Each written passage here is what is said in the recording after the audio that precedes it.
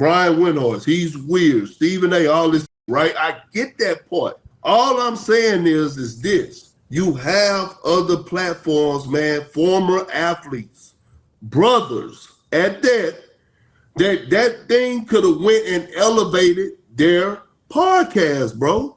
It wasn't Pat McAfee didn't need that. He didn't need that.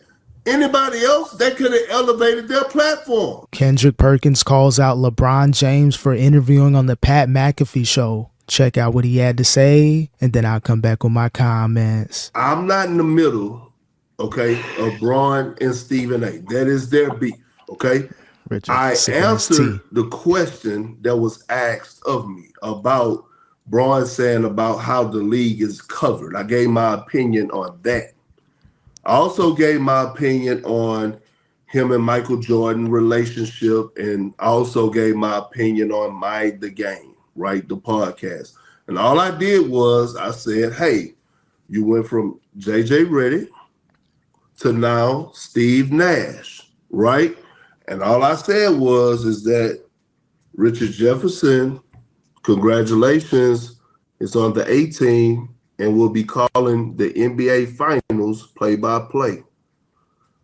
Shannon Fry does an excellent job at what he does at TNT, NBA TV. Phil Handy, you won 2 championships with. I see where you're going with this. Draymond Green is your boy, high IQ. Yep. I mean, okay. You did. One of those. Hold on. Anyone? Okay, I'll let you finish. Let him cook. Any one of those guys are suitable to sit across the table from you and actually talk X's and O's of minding the game? That's all I ask. Now, I see what Perk was doing.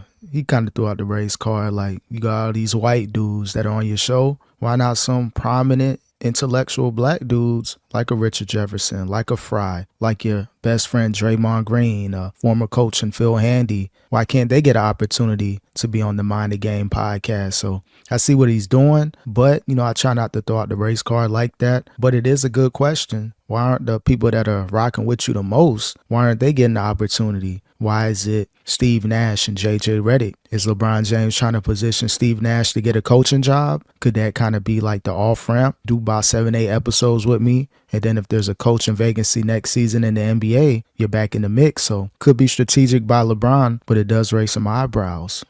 I like Steve. No. Steve's my guy, though. So. Steve is cool. No, okay. So let me say this about who LeBron chose to sit next to. Bron has been on this podcast multiple times, 5 times. He sat with us after they won the 2020 championship, right? He sat with us and did an in-studio interview. Go check it out. Millions of views. Great time. He sat with us. He started a podcast company that Draymond signed to. And I think this is the part. I hear you that people want his interview and that there's whoever gets it is a winner of the LeBron James sweepstakes. But we don't, in my opinion, we don't get to pick and choose. It's like, well, you could have gone here.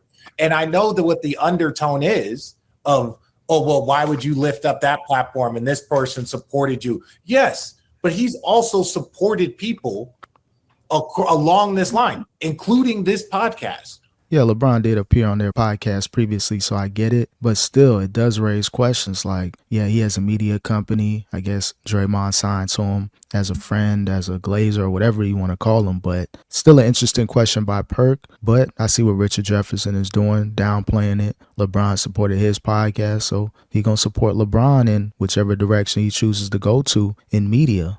Multiple times. We helped launch The First Dance. We were on this podcast and Bron said, man, if ESPN, they got to release that thing early. They used it in the promo for The Last Dance. They used this podcast audio clip. I say that to say is that he has supported and been there. So when we start picking and choosing, like they was talking about on the Gilbert Arenas podcast, when you start picking and choosing who he has to give his platform to at what time and what platform, yes, we're all going to want to win that But if he chooses for a reason, then let's look at the history still. He has helped lift up a ton of other podcasts. He has done other things. Yeah, a lot of people want to be a part of the LeBron interview sweepstakes, and I see what Richard Jefferson is saying. Looks like he still has a great rapport with LeBron, and he contributed to his podcast, so he got nothing bad to say about LeBron, so that's respectable on Richard's end. But, you know, you got a lot of people in the media that been glazing LeBron, the Nick Wrights, the Draymonds, Shannon Sharpes. Like, why isn't he on their podcast, especially Club Shay Shay? I know everything takes timing and got to make sure everything works out, but still, you would expect by now for him to contribute to other platforms. But I guess in due timing, he'll reach out to everybody and either get him on the shop or get him on his platform. But is LeBron going to go on everybody else's platform that's been supporting him for about 10 plus years now? Like, that's just true. I was there when him and JJ were talking about Mind the Game and how that got created. JJ's idea, bringing it to him. Like, we're going to fault JJ for that?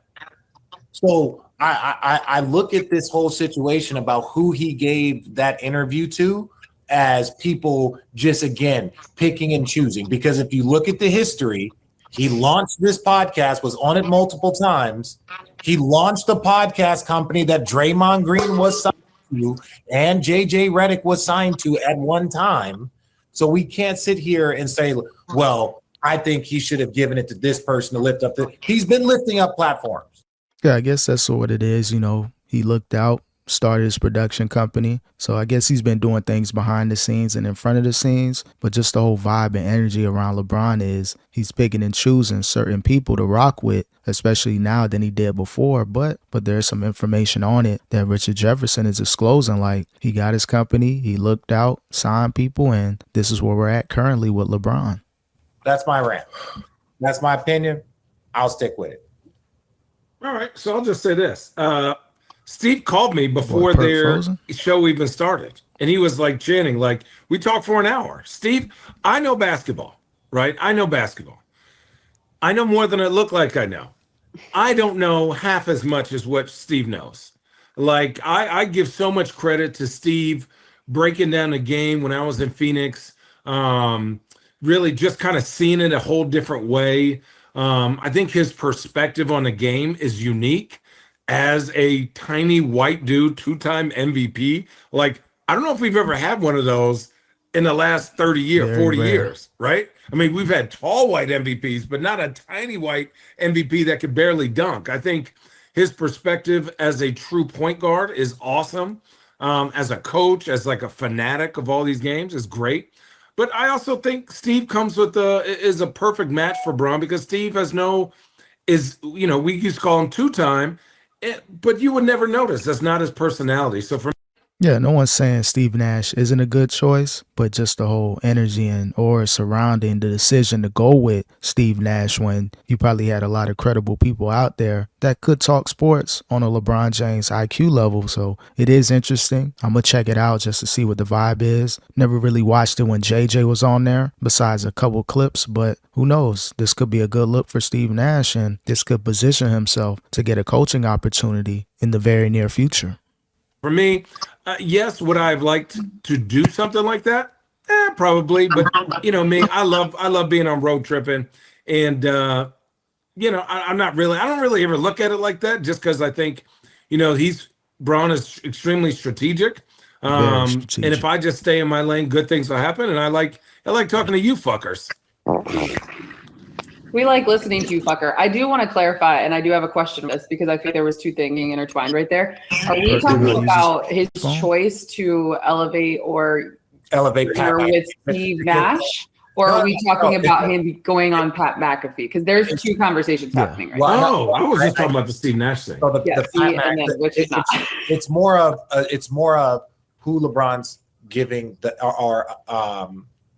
who LeBron gave that opportunity to, that interview, Pat McAfee, right? When there are tons of other platforms that are basketball related. Are we not going to say why I thought he did? I didn't ask him. I thought he did it because I thought Stephen A. hates Pat McAfee, and so he was just sniping him. Well, hang on. Why don't we ask the guy who actually presented the question first? What were you referring to?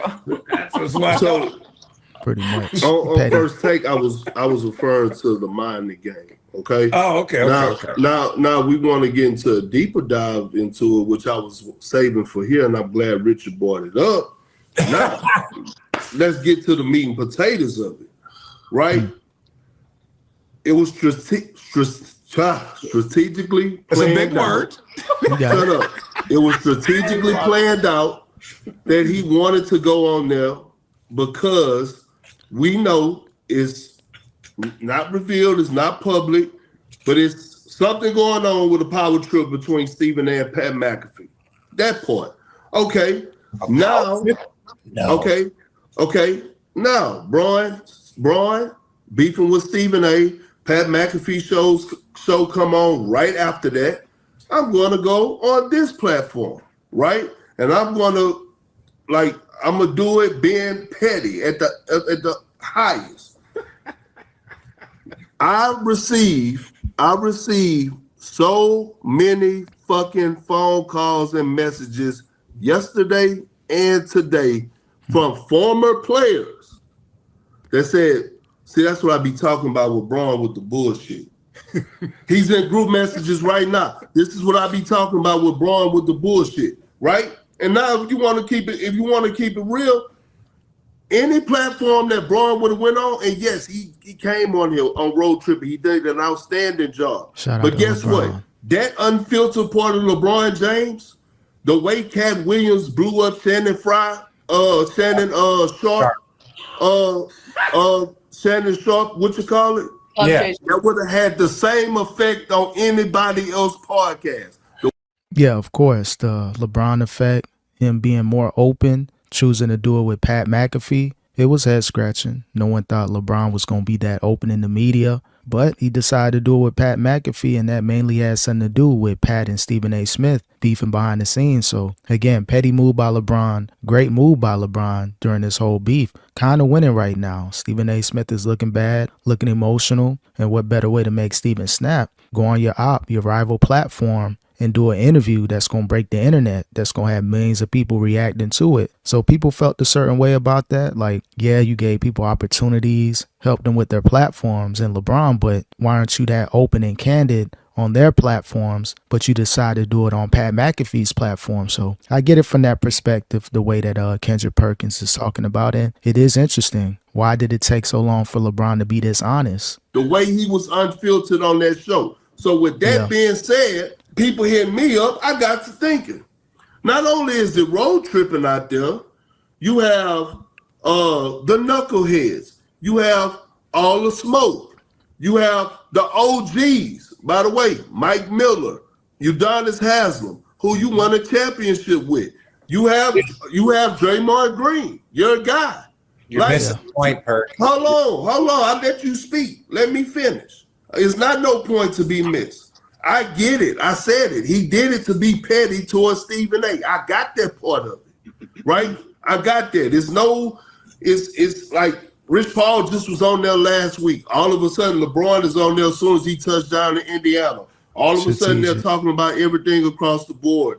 Yeah, it was strategic. When I seen Rich Paul on there, that was the olive branch, the invitation. Like, all right, we're going to get LeBron on here sooner than later. And then by him having a podcast with Steve Nash to mind the game and the LeBron, Stephen A. and Bronny situation, perfect opportunity for LeBron to crash out. But again, no one expected him to be this open and candid about people that in the media he didn't like and then throwing random strays at Windhorst and other people. So strategic by LeBron, petty by LeBron, and a little bit of head scratching. Brian Windhorst, he's weird. Stephen A., all this, right? I get that part. All I'm saying is this. You have other platforms, man, former athletes, brothers at that thing could have went and elevated their podcast, bro. It wasn't Pat McAfee didn't need that. He didn't need that. Anybody else that could have elevated their platform. That's just reality. Did Serena need to dance at Kendrick Lamar's Super Bowl? She didn't need that. Come on, Shannon. Like it's the same thing. She but I'm saying I'm No, telling it's you. not. I'm telling Two you. different It's things. not- I agree I'm not with the you. only person. Wait, Perk. I hear you. I'm not the only person that feels this way. Wait, Perk. This is the point that I'm saying. All four of us know Bron. I hear what you're saying. Yes, you're accurate. Anywhere he goes would have been an opportunity to elevate that platform, right? That's agreed. We know it. He knows it. Everyone knows it.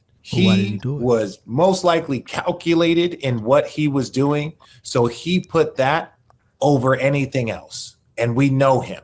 And the minute people start telling him what they expect him to do and what he should do, look at Channing's face. Like, you know, he's going to do the opposite. Just in LeBron's favor, if he wanted to make a huge impact, why not go on the Pat McAfee show? If you're going to do something sports related within that realm at ESPN and to be petty, again, great move by LeBron James going on the Pat McAfee podcast. Even though a lot of people could have gained a lot from that look by having LeBron on their podcast, would it have been the same thing, the same impact? That's why he decided to go on Pat McAfee. Again, nothing wrong with it and nothing wrong with Perk bringing that up. Like, there's other people out there that could have benefited way more than Pat McAfee. He didn't need that look. It wasn't about just giving other people a look. It was about the impact that interview would have made. And like, look, love him, hate him, like support him, don't support, whatever your opinion are.